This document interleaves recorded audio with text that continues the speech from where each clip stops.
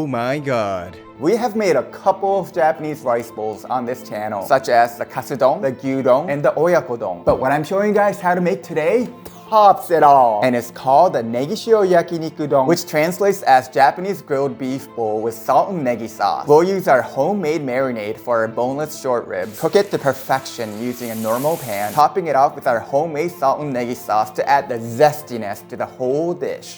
では始めよう. We'll make the marinade first. Get yourself a bowl and pour 150 milliliters of soy sauce and about 1 3/4 tablespoon of honey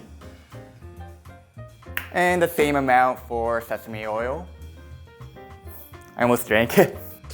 And 15 grams of Korean chili paste.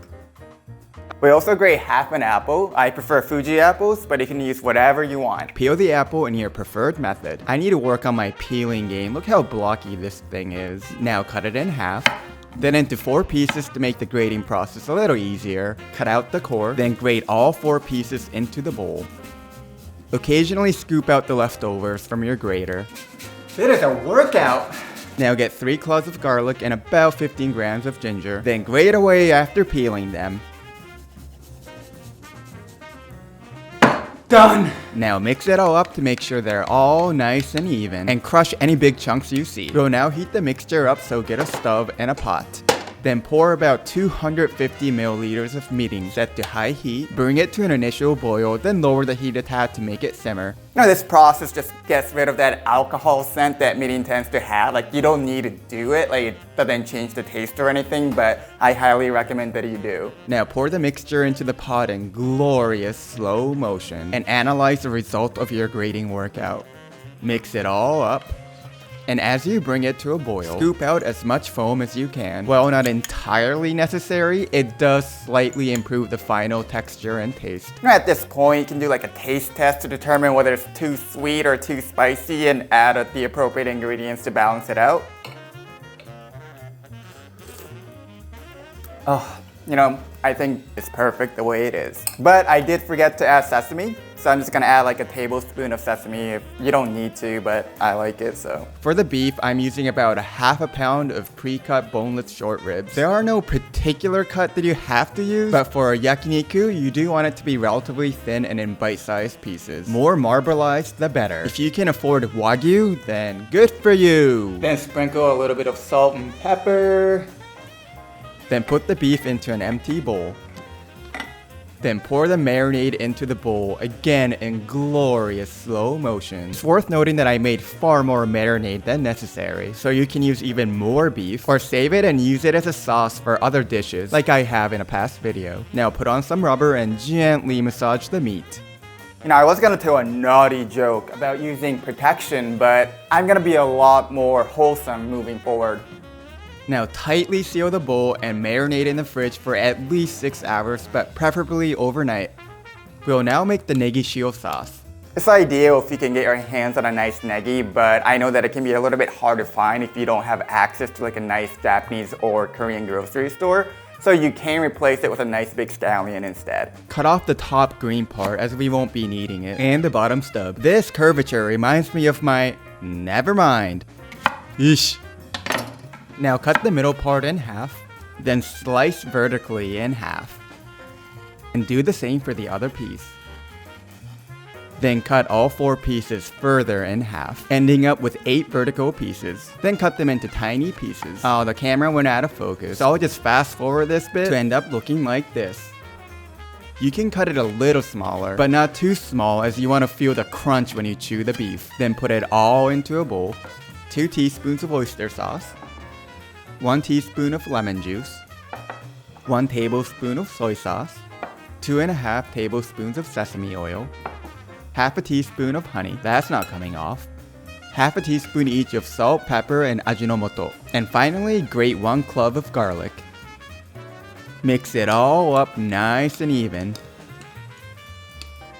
And that's it, you don't even need to cook it, so let's do a little taste test. Oh. So good, it's gonna go so well with the meat. The marinade is done for me, so let's check it out. Ooh, looks so flavorful. And I'm just putting the beef onto a tray so that there's more of like a yakiniku vibe. And look at that. You can really see the marinade intertwine with the beef. Just make sure you don't marinate for more than 24 hours, as meat this thin will start breaking down. Let's start cooking. Set a pan to medium-high heat, then coat the surface with a little bit of oil. Now start placing the meat one by one onto the pan, and make sure the entire surface of the meat is touching the pan. I can't quite tell you exactly how long to cook, as it depends on the thickness of the meat, the pan, the stove, and of course your desired doneness. I suggest you do a test run with just one piece to get your timing correct. For me, the first piece is done by the time I put the last piece in a circular pattern, so I'll just go ahead and flip over each piece in the order that I put them in. The first batch is done, so I'll take them out of the pan, then repeat the process for the second batch. And it's ready! Get yourself a bowl of rice, then gently place each piece onto the rice in a circular pattern. Yeah, you could just dump it all at once and it'll taste exactly the same. But food isn't just about the taste. Presentation matters. It conveys gratitude. It shows that you care about the person you're serving to, even if you're just cooking for yourself. Thank you for coming to my TED Talk. Then place the Negi-shio sauce on top. 2 spoonfuls should do it. And... 完成した!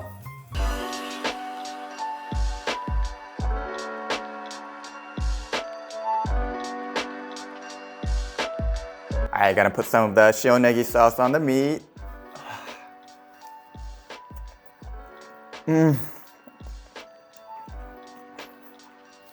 Kanpeki. There's so much flavor in the meat and it goes so well with the shio negi sauce. Like the crunchiness, the zestiness. It's just perfect. Oh. That is the part where I say something like, oh my god, this would go so well with whiskey. But I decided to cut down on my alcohol, and it's not like a joke like what I said in the past. So basically, like, I'm not gonna just stop drinking, but I'm only going to drink when I'm with friends or with just other people. I will no longer just drink alone in my apartment, which unfortunately, or fortunately, whatever, I've been doing way too much. Don't get me wrong, I can control it, like I'm not an alcoholic. I need a drink.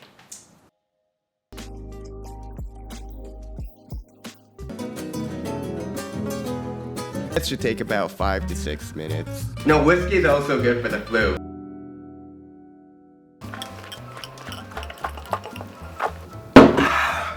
Who's taking my whiskey? pour a glass for yourself. No, ultimately it just kind of comes down to wanting to have some kind of self-control. It's kind of like a challenge for myself. And of course I do probably buy way too much whiskey. Like, I don't know if you can see it, but yeah, on my top shelf, those are all empty bottles of whiskey. And if you've seen my videos, like you can kind of always see it in the background, but I assure you that they're not the same bottles. Like I go through them, they're kind of always in a rotating way. So yeah, I just rather spend that money on things like buying ingredients to make more recipes. You know, I have dozens of recipes and ideas that I have in my head, and some of them I actually wrote the script for, but I haven't got around to filming it. But you know, now that I will not be drinking as much, I will be able to crank those out pretty quickly, I hope. So make sure you hit that subscribe button so you'll know as soon as I upload a new video. I'm gonna finish the rest of this and get right into editing, so I hope to see you guys next time. Bye!